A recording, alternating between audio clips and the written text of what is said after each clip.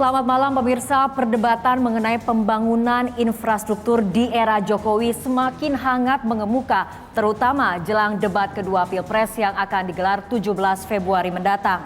Petahana mengklaim adanya keberhasilan di pembangunan bidang infrastruktur, namun di sisi lain penantang mempertanyakan sejumlah hal mulai dari biaya yang menjadi beban dan dampaknya terhadap masyarakat. Saya Fitri Megantara, inilah Election Talk, bangun infrastruktur untuk siapa?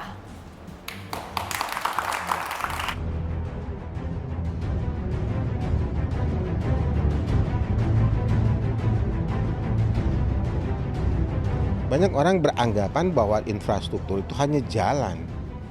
Kayak Sandiaga juga itu mikirnya infrastruktur cuma jalan. Padahal dia orang pinter. Dia pura-pura pinter apa pura-pura nggak pinter. Itu harus jelas. Karena infrastruktur bukan hanya sekedar jalan.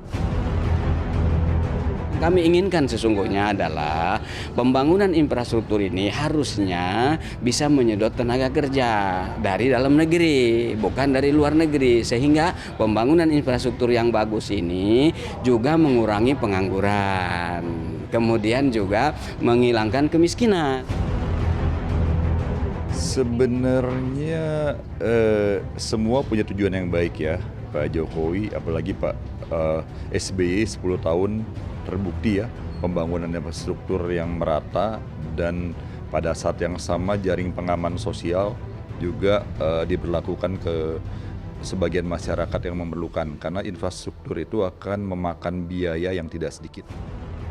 Pak Joko Widodo pasti ya yang pertama di Nawacita 1 pembangunan tekanan pembangunan ekonomi, nah, infrastruktur dan konektivitas nasional kita ya.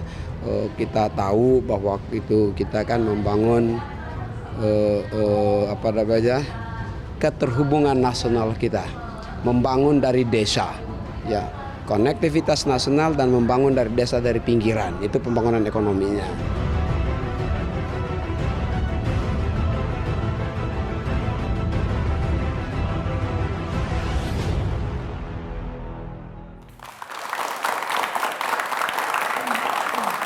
Pemirsa, saya akan langsung memperkenalkan narasumber untuk malam hari ini yang telah hadir di studio Metro TV. Kita mulai dari sebelah kanan saya terlebih dahulu, Ibu Andi Nurpati, Wakil Ketua Komisi Pemenangan Pemilu Partai Demokrat. Selamat malam Bu Andi. Assalamualaikum. Dan juga telah hadir Bapak Nusyirwan Sujono, Ketua DPP PDI Perjuangan. Selamat malam Pak Nusyirwan. Dan di sebelah kiri saya juga telah hadir Bapak Peter Abdullah Rejalam, Direktur Riset Core Indonesia. Selamat malam Pak Peter. Selamat malam. Dan juga Bapak Agus Pambagio, pengamat kebijakan publik. Selamat malam Pak Agus. Dan juga telah hadir di studio Bapak Poltak Hotradero sebagai ekonom. Selamat malam Pak Poltak. Kita akan langsung mulai perbincangan dari Pak Nusyirwan terlebih dahulu. Siapa sebetulnya yang terdampak oleh pembangunan infrastruktur ini?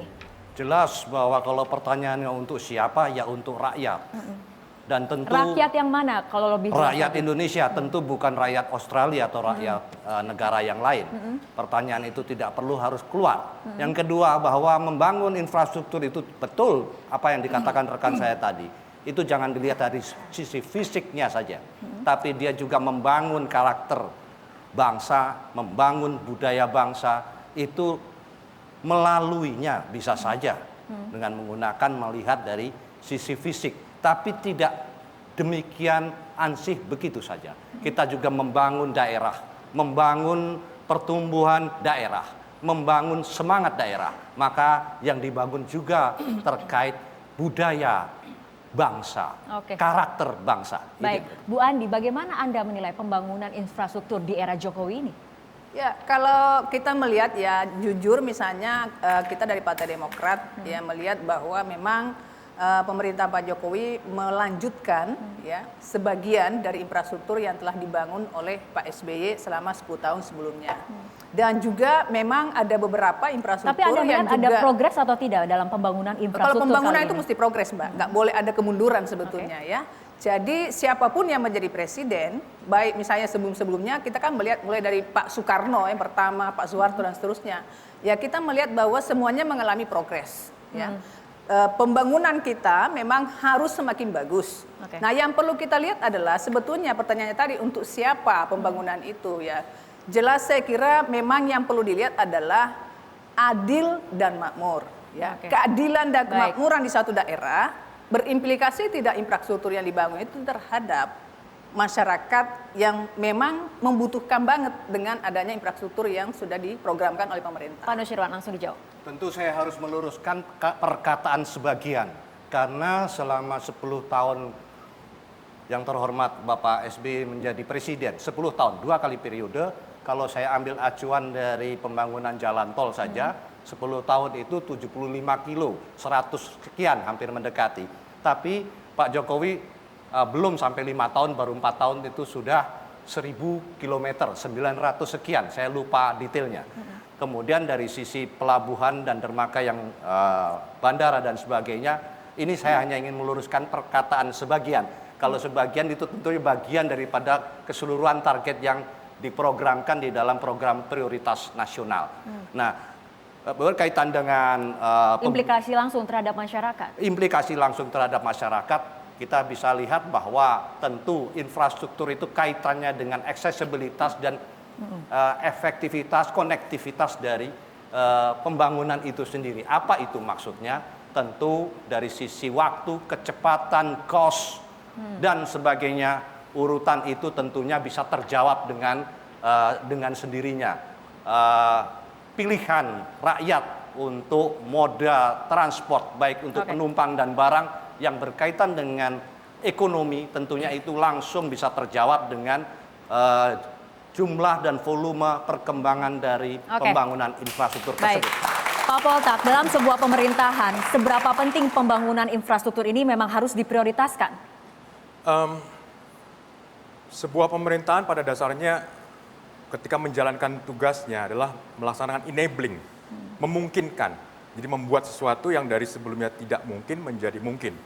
Nah, oleh sebab itu infrastruktur menjadi penting karena dari sebelum yang tidak mungkin dicapai dalam waktu pendek menjadi mungkin dicapai dalam waktu pendek. Dari sebelumnya yang tidak ada nilai tambah menjadi ada nilai tambah.